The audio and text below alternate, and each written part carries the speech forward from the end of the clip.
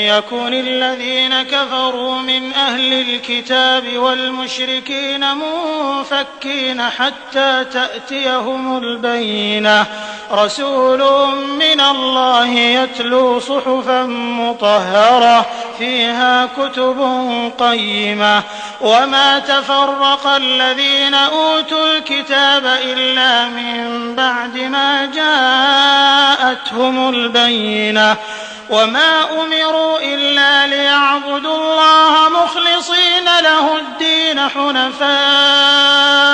ويقيموا الصلاة ويؤتوا الزكاة وذلك دين القيمة إن الذين كفروا من أهل الكتاب والمشركين في نار جهنم خالدين فيها أولئك هم شر البرية إن الذين